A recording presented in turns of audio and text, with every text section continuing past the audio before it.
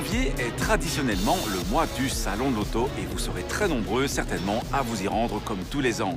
La sécurité routière est présente au salon, principalement via les stands de la police et de l'IBSR, qui tente de sensibiliser les visiteurs au grand thème de la sécurité routière.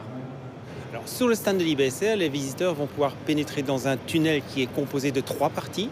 Dans la première partie, qui est axée sur l'alcool au volant, ils vont être confrontés à des témoignages poignants, des vidéos venues de l'étranger notamment, à propos des conséquences de l'alcool au volant.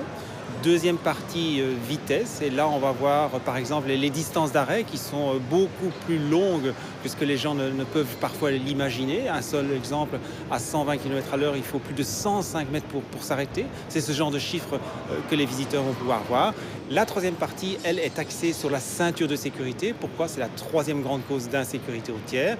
Et on peut y voir une comparaison entre le fait de ne pas porter sa ceinture, par exemple, à 50 km/h, et la chute du troisième étage d'un immeuble. Donc évidemment, le choc peut être très conséquent.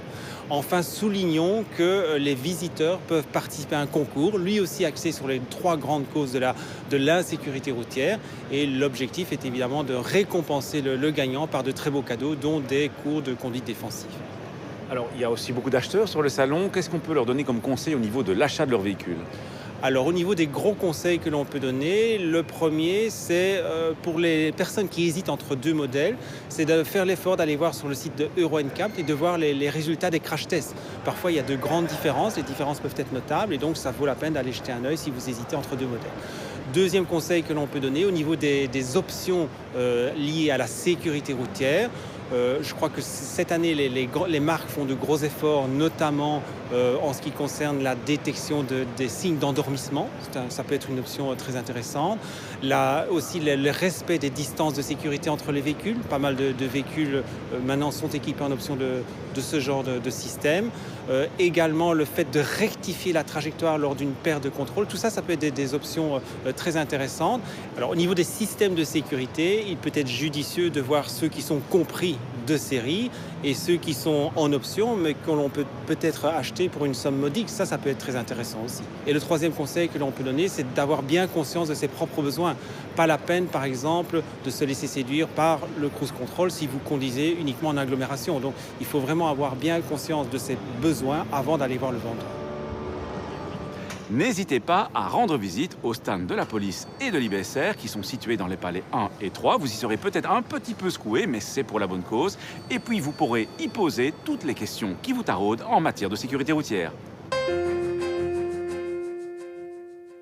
À la question de la semaine dernière, il fallait répondre que sur une route pour automobile, un cyclomoteur est interdit de circulation. À gagner cette semaine, 4 méthodes d'apprentissage pour le permis théorique et pratique. La question: dans une zone piétonne, les véhicules qui y sont admis peuvent-ils faire un arrêt? Peuvent-ils faire un arrêt ou y stationner?